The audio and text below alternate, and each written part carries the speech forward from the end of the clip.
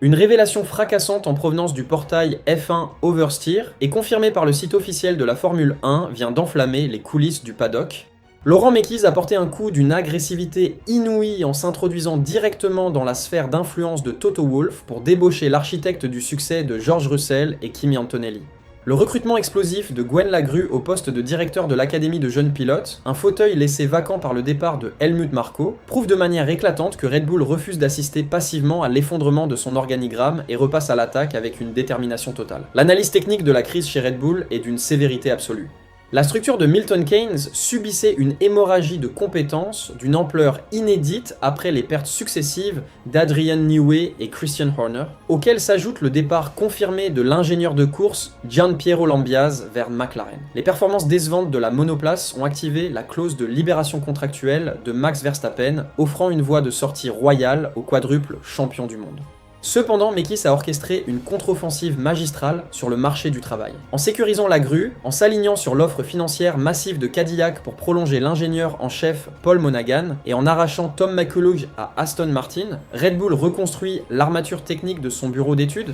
D'un point de vue strictement dynamique et mécanique, l'arrivée de McCullough et la stabilisation du département d'ingénierie visent à résoudre un problème majeur de réglage du train avant. Durant les essais libres et les qualifications, le châssis souffrait d'un sous-virage persistant à l'entrée des courbes à moyenne vitesse. Pour compenser ce manque de réactivité, les pilotes devaient appliquer un angle de volant excessif, ce qui augmentait le glissement latéral et provoquait une dégradation thermique immédiate de la bande de roulement des pneumatiques avant. En ajustant le centre de roulis et en optimisant le transfert de charge dynamique lors des phases de freinage combinées, la nouvelle direction technique cherche à redonner de la stabilité à l'arrière tout en permettant un pivotement instantané, un comportement indispensable pour extraire la performance maximale du moteur thermique et du système MGUK. Cette réorganisation massive prive Mercedes de son levier de recrutement le plus redoutable. Dans le podcast Red Flags, l'analyste Gunther Steiner a affirmé que cette manœuvre a pris Toto Wolff totalement au dépourvu. La grue possède une maîtrise exceptionnelle de la télémétrie et de la détection des talents.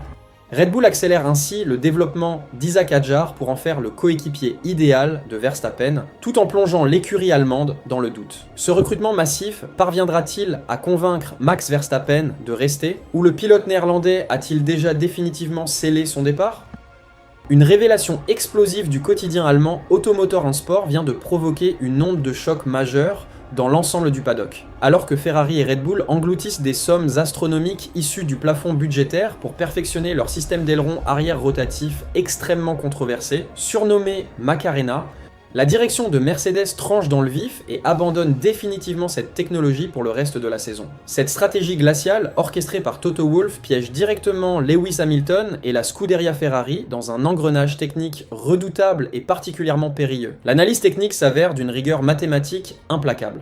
Bradley Lord, directeur adjoint de Mercedes, confirme que la structure de Brackley privilégie un développement parfaitement maîtrisé afin d'éviter tout gaspillage financier inutile. Les données de télémétrie enregistrées lors des séances d'essais libres, des qualifications et des courses montrent que la monoplace à l'étoile génère déjà la vitesse de pointe la plus élevée du plateau sur les lignes droites, sans recourir à des subterfuges mécaniques complexes.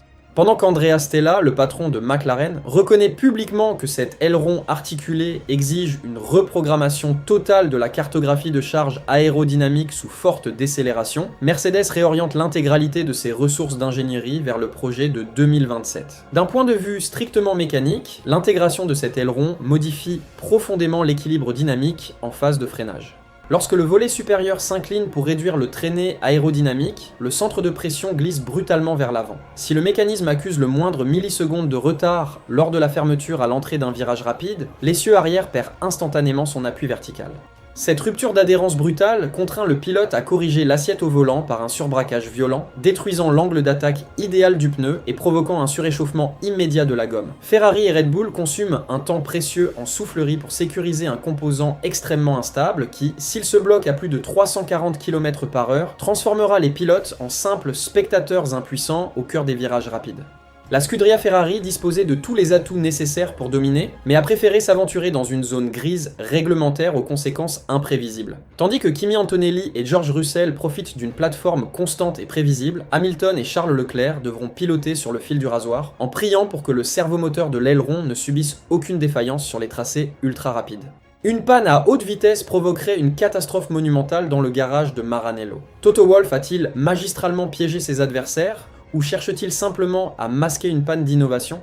Une bombe atomique vient de secouer les coulisses de la Formule 1 selon les révélations exclusives de Racing News 365. Avant même que les monoplaces ne prennent la piste pour le Grand Prix des Pays-Bas à Zandvoort, Carlos Sainz a pris une décision fracassante en prolongeant son engagement avec Williams. Et les chiffres donnent le tournis, le pilote espagnol va littéralement faire exploser ses revenus en passant de 10 millions d'euros actuellement à près de 30 millions d'euros par saison, devenant ainsi l'un des sportifs les mieux payés du plateau mondial. L'analyse technique de la situation chez Williams est particulièrement sombre et cruelle.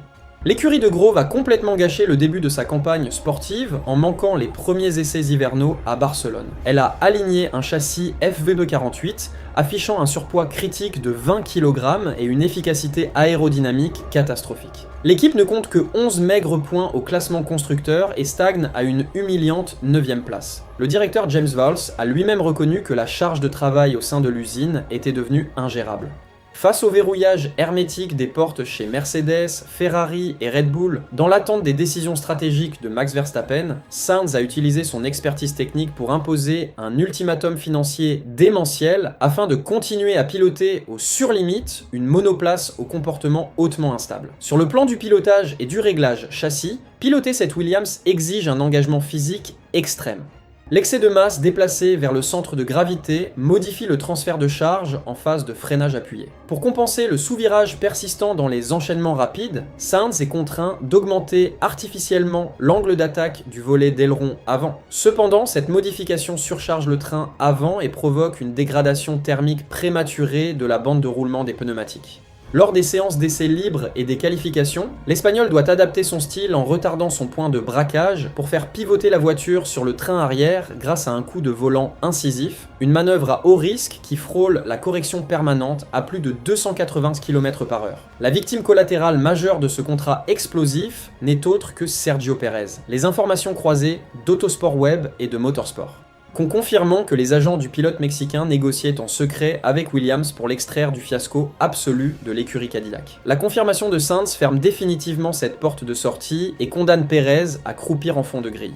De plus, la signature de l'Espagnol inflige une gifle cinglante à la direction de Red Bull, qui l'avait écarté par le passé, et regarde désormais son ancien pilote signer le contrat le plus lucratif de toute l'histoire de l'écurie britannique. Pensez-vous que Carlos Sainz a fait le choix du siècle en sécurisant ce contrat colossal chez Williams, ou a-t-il gâché son avenir sportif en s'enfermant dans une équipe en pleine crise ? Une fuite explosive de la Gazzetta dello Sport plonge le paddock dans l'effroi. Ferrari s'enfonce dans une crise politique totale. Frédéric Vasseur perd complètement le contrôle et refuse de trancher entre la priorité absolue à donner à Lewis Hamilton ou la liberté laissée à Charles Leclerc. Pendant que Mercedes aligne toutes ses ressources derrière Kimi Antonelli, le garage de la Scuderia ressemble à un enterrement à l'approche du Grand Prix des Pays-Bas à Zandvoort. Ce manque cruel de leadership va détruire leurs chances pour le championnat mondial de 2026. Le problème dépasse largement la guerre des égos. Sur le plan technique, la SF26 souffre d'un déséquilibre aérodynamique majeur. L'équipe apporte à Zandvoort un fond plat totalement retravaillé afin de corriger les pertes de charge aérodynamiques subies au Hungaroring. De plus, un nouveau turbocompresseur approuvé par la FIA est prévu pour Monza. Cependant, aucune évolution ne peut compenser une absence totale de direction stratégique. Les données télémétriques des essais libres et des qualifications révèlent deux philosophies de pilotage opposées. Charles Leclerc recherche un train arrière très réactif pour pivoter instantanément dans les virages lents, mais cette configuration provoque une instabilité chronique et un suréchauffement prématuré de la bande de roulement des pneumatiques. A l'inverse, Lewis Hamilton privilégie un angle d'attaque réduit sur l'aileron arrière. Il tolère un léger sous-virage en entrée de courbe pour stabiliser le comportement de la monoplace, limiter le patinage à la réaccélération et préserver l'énergie électrique du MGU-K.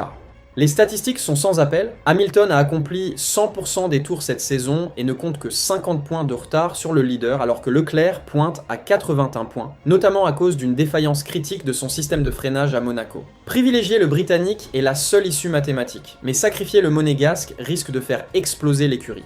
Sur le papier, l'égalité entre les deux hommes semble parfaite, avec 6 victoires contre 5 en course pour Hamilton et 6 séances de qualification contre 5 en faveur de Leclerc. Mais sans consigne d'équipe stricte, les deux pilotes vont s'entre-déchirer en piste et offrir le titre mondial sur un plateau à Mercedes. Laisser un septuple champion du monde sans soutien prioritaire est une erreur politique monumentale. Si Vasseur ne désigne pas un numéro 1 avant le Grand Prix d'Italie, Antonelli sera intouchable.